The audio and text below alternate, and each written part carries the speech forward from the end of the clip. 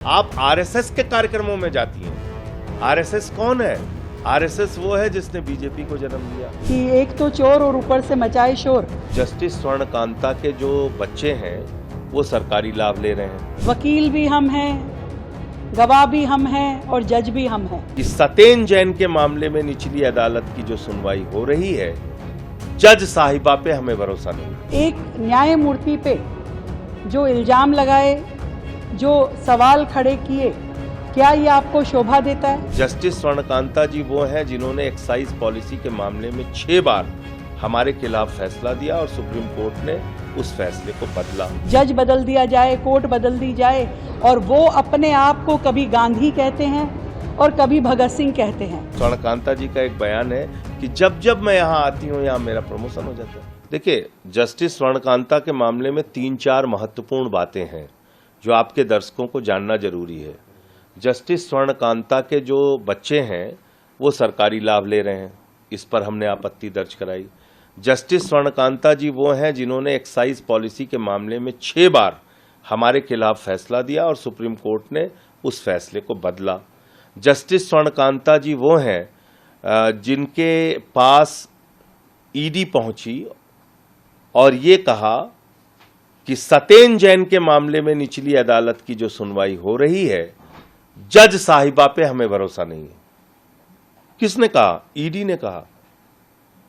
और स्वर्णकांता जी ने मान लिया, बोले हाँ बिल्कुल अच्छी बात है, हम जज बदल देते हैं। तो जब फैसला आने वाला था सतेन जैन के मामले में, ईडी पहुंची तो जज साहिबा ने, स्वर्णकांता जी ने नीचे की अदालत का जज बदल दिया। अब जब हम उनसे कह रहे हैं कि भाई 6 बार आप हमारे खिलाफ फैसला दे चुकी हैं, सुप्रीम कोर्ट ने आपके फैसले को बदला है, आपके बच्चों को सरकारी लाभ मिलता है, सतेन जैन के मामले में आप ऐसा फैसला दे चुकी हैं, आप आरएसएस के कार्यक्रमों में जाती हैं। आरएसएस कौन है? आरएसएस वो है जिसने बीजेपी को जन्म दिया। बीजेपी कौन है? जिसने मोदी अमित शाह को जन्म दिया। मोदी अमित शाह कौन है?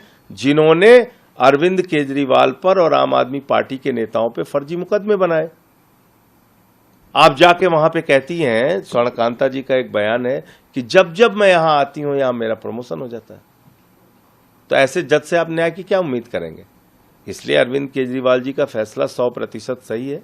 गांधीवादी तरीके से उन्होंने ये फैसला लिया कि हम इन जज महोदया के सामने जाएंगे नहीं, कोई दलील नहीं रखेंगे, जो इनको फैसला लेना वो ले। मुझे लगता है कि केजरीवाल साहब उन लोगों में से हैं जो ये कहते हैं कि वकील भी हम हैं, गवाह भी हम हैं और जज भी हम हैं। सब कुछ वही है, तो इस न्याय व्यवस्था की जरूरत क्या है? हमेशा न्याय व्यवस्था पे प्रश्न चिन्ह लगाना, संवैधानिक संस्थाओं को गाली देना, यही इनका वर्क कल्चर है और यही इनकी मानसिकता बन गई है।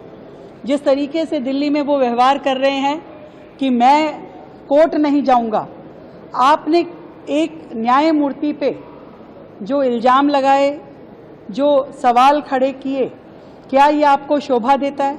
एक कल्प्रिट, एक गुनहगार जो कि शराब घोटाले में लिप्त है, जिसके ऊपर इतनी बड़ी चार्जशीट है, वो व्यक्ति न्याय स्तंभ पर आवाज उठा करके कहे कि ये मेरे खिलाफ कुछ निर्णय ले सकते हैं और उसकी उस सोच के साथ में जज बदल दिया जाए, कोर्ट बदल दी जाए और वो अपने आप को कभी गांधी कहते हैं और कभी भगत सिंह कहते हैं।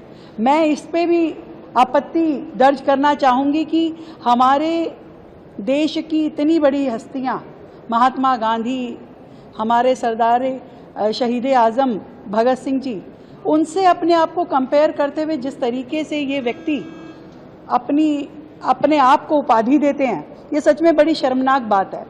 एक तो जिसे कहें कि एक तो चोर और ऊपर से मचाए शोर, कि शोर मचा करके अपने आप को वो ये दिखाना चाहते हैं कि वो बेगुनाह हैं, तो बेगुनाही के तो सबूत और बेगुनाही की परीक्षा तो अदालतों में देनी पड़ेगी।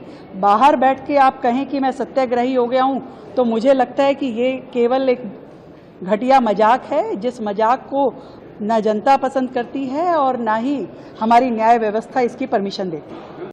अगर आप ये वीडियो YouTube पर देख रहे हैं तो हमारे चैनल को सब्सक्राइब कर बेल आइकन दबाएं और Facebook पर देख रहे हैं तो हमारे पेज को लाइक करें।